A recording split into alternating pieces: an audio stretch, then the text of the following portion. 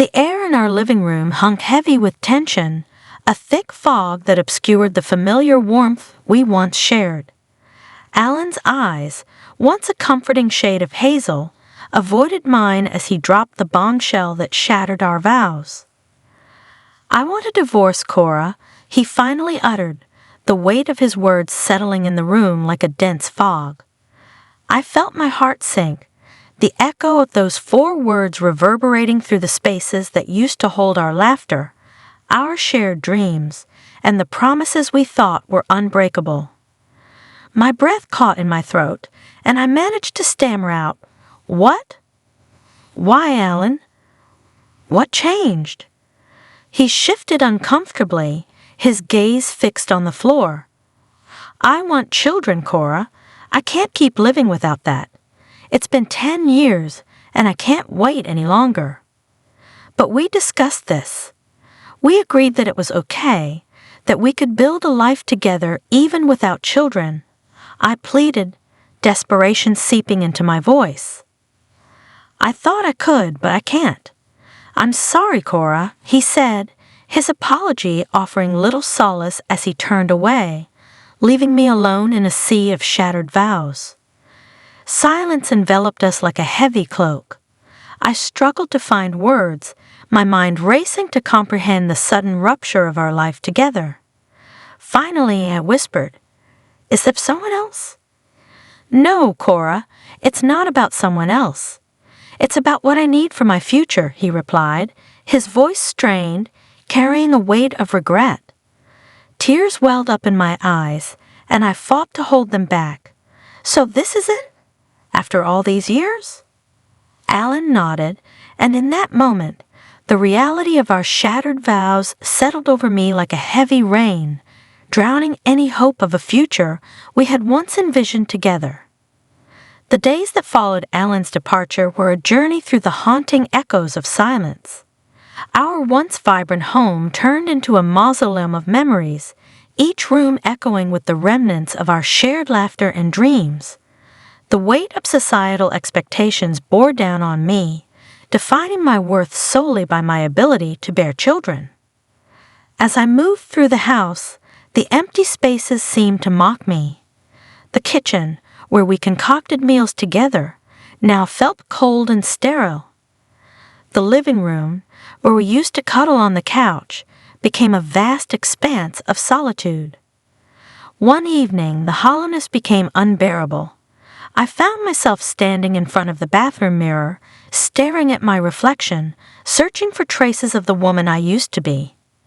The judgmental whispers of societal expectations echoed in my mind, condemning me for failing to fulfill the role society had assigned me.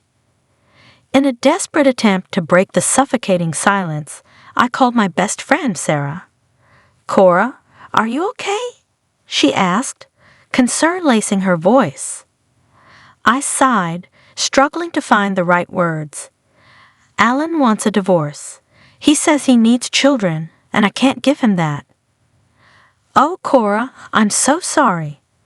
That's heartbreaking," Sarah responded, her words carrying the weight of shared sorrow. "I feel like I'm drowning, Sarah. Society judges me for not being enough, for not fulfilling the expectations they have for a woman." I confessed, the vulnerability of my words hanging in the air. Sarah's voice softened, filled with empathy. "Cora, you are more than societal expectations. You are strong, and your worth isn't defined by whether or not you can bear children. Take the time you need to heal." But healing seemed elusive as the echoes of silence persisted. Every creak in the floor, every gust of wind rattling the windows, seemed to remind me of the void Alan left behind. The house became a cavern of memories, each one a haunting whisper of what used to be. In the wake of Alan's departure, my days became a slow procession, each moment a measured step on the long road to healing. The scars of betrayal ran deep, and the process of rebuilding myself seemed an insurmountable challenge. One sunny afternoon, my phone buzzed with a message from my cousin, Lisa. "Cora, "How are you holding up?" she texted, her concern palpable even through the screen. I hesitated before responding, unsure of how to articulate the storm of emotions within me. "It's tough, Lisa. I feel like I'm piecing myself back together, but the fragments don't fit quite right." Her response came swiftly. "Give it time, Cora. Healing isn't a linear path. It's okay not to have it all figured out right away." Days turned into weeks, and I found solace in routine. My job became a refuge, a place where I could immerse myself in tasks that required no emotional investment. Colleagues, sensing my struggle, offered words of encouragement, but the emptiness lingered. One evening, while flipping through the channels on the television, a quote caught my attention. "Healing is not about going back to the way things were, but about finding a new normal." The words resonated, and for the first time, a glimmer of hope flickered within me. The turning point came when I attended a local support group for individuals navigating the complexities of divorce. In that room, surrounded by others who understood the depth of my pain, I began to share my story. As I spoke, the weight on my shoulders lessened, and the path to healing became less arduous. A fellow attendee, a woman named Kate, approached me after one session. "Cora, it gets easier with time. You'll find joy again, I promise." "But how do you know?" I asked, my skepticism evident. Kate smiled, her eyes reflecting a journey of their own. "Because I've been where you are. I've felt the despair, the loneliness. But I've also discovered that life can surprise you with unexpected joys." With Kate's words echoing in my mind, I embraced the long road ahead. I immersed myself in activities I once loved, rediscovering the passions that had been overshadowed by the turmoil of my failed marriage. The healing process was gradual, marked by small victories and occasional setbacks. Each day became a step towards self-discovery, a journey toward a new normal where I could redefine happiness on my own terms. Life had settled into a semblance of normalcy when the unexpected knock on my door shattered the delicate equilibrium I had painstakingly built.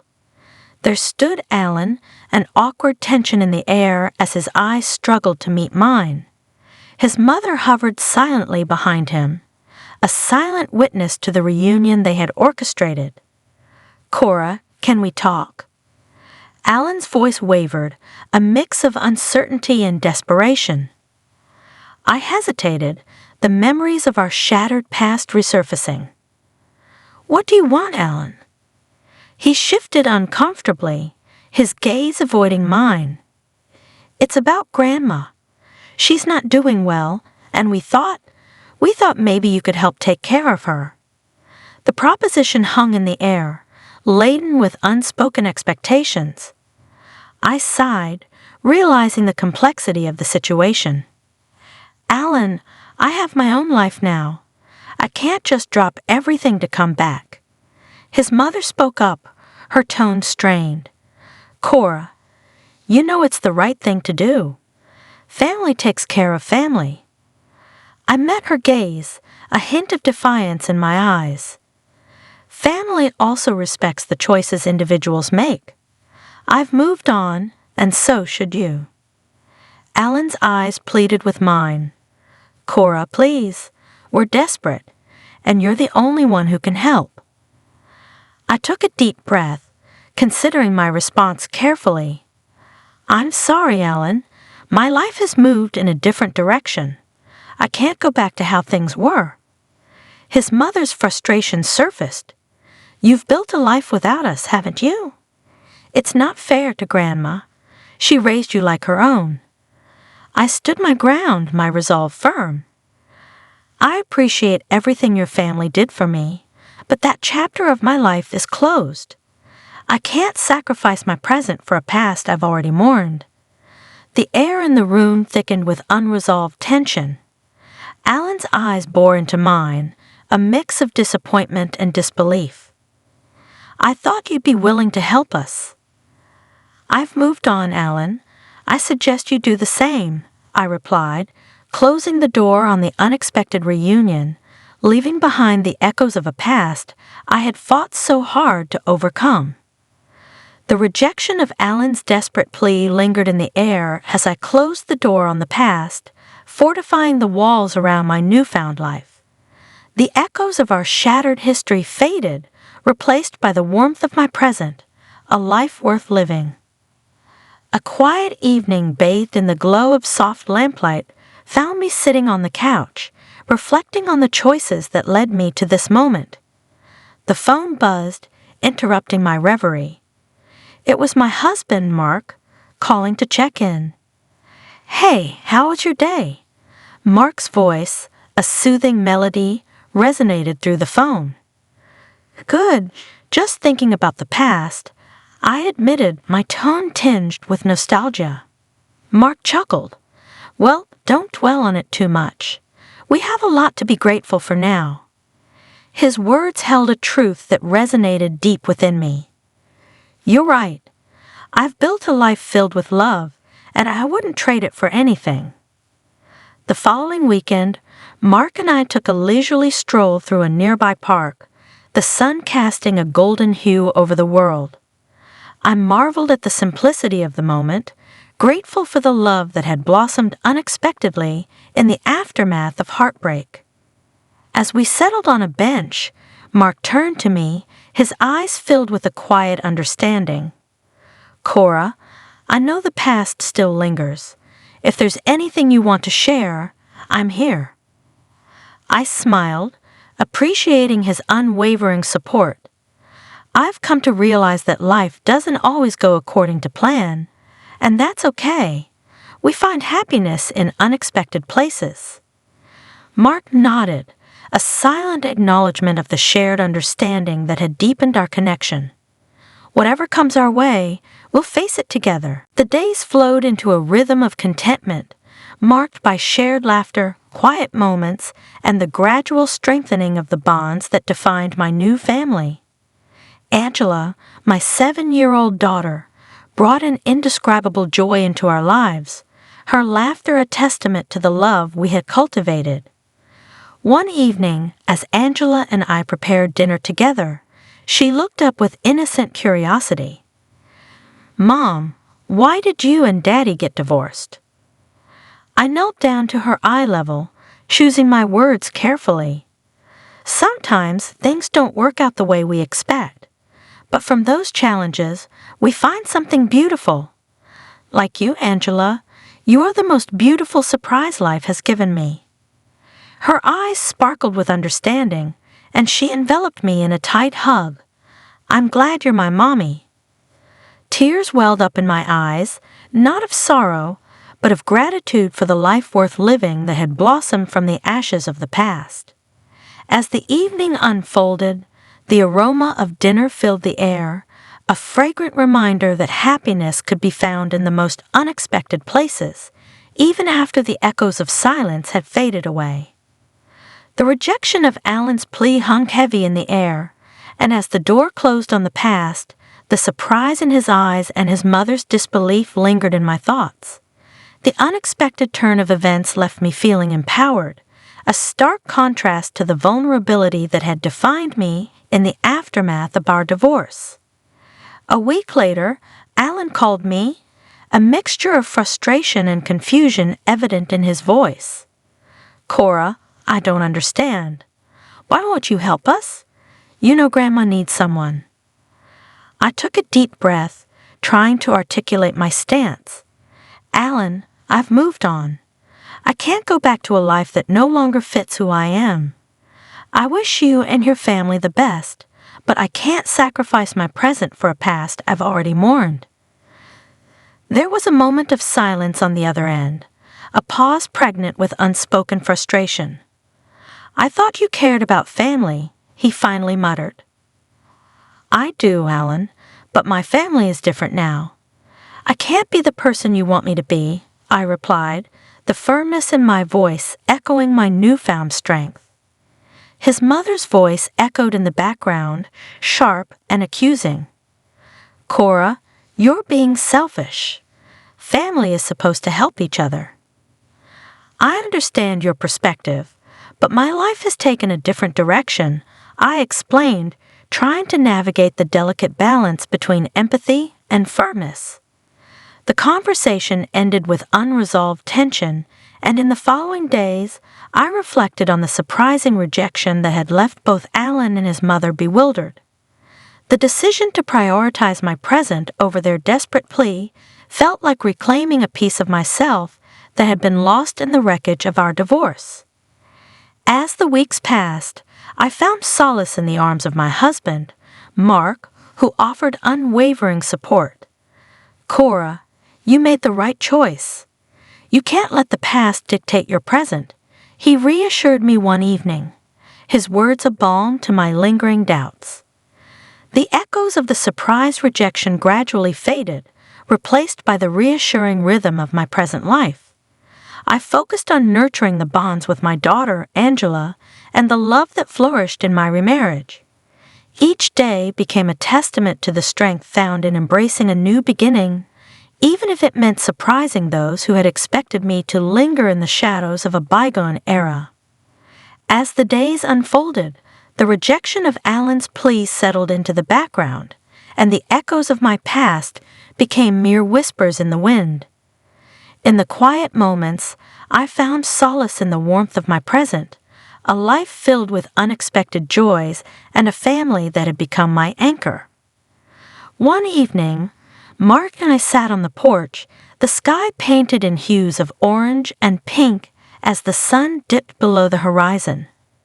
"Cora, you've come a long way. I'm proud of the strength you've shown," Mark said, his hand finding mine. I smiled, grateful for the support that had become a pillar of my new beginning. "Thank you, Mark. I couldn't have done it without you."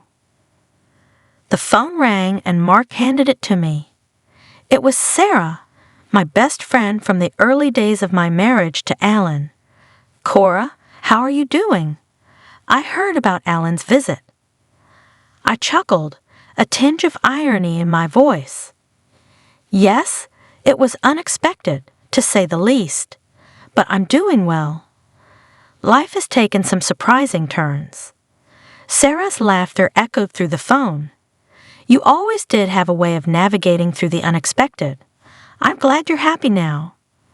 The conversation shifted to lighter topics, and as I hung up, I marveled at the friendships that had endured the trials of my past. The support of friends like Sarah and the unwavering love of Mark were testaments to the resilience of the human spirit. Days turned into weeks, and the routine of our family life became a tapestry woven with shared laughter and moments of quiet contentment. Angela's presence brought a lightness to our home, her innocence a reminder that life could be beautiful in its simplicity. One weekend, we decided to visit my parents. The anticipation of the visit heightened as Angela chattered about her grandparents. As we entered my childhood home, the air was filled with familiarity and the comforting scent of home-cooked meals. My mother embraced me, her eyes reflecting a mix of concern and pride. "Cora, how are you, dear? We heard about everything." "I'm doing well, Mom. Life has taken unexpected turns, but I found happiness in the present," I replied, a sense of completeness enveloping me. My father, ever the silent pillar of strength, smiled. "We're proud of you, Cora. Your happiness is all that matters." As we sat around the dinner table, the echoes of my past seemed distant, overshadowed by the love and acceptance that surrounded me. The journey through shattered vows, echoes of silence, and unexpected reunions had led to this moment, a new beginning that embraced the beauty of life's unpredictable twists. In the quiet moments after the visit, I reflected on the chapters of my life, grateful for the strength I had found within myself and the love that had bloomed unexpectedly. The past no longer defined me, and as I looked toward the future, I embraced the uncertainty with a newfound sense of resilience. Life was a tapestry of beginnings, each chapter telling a story of growth, healing, and the enduring spirit of embracing the new.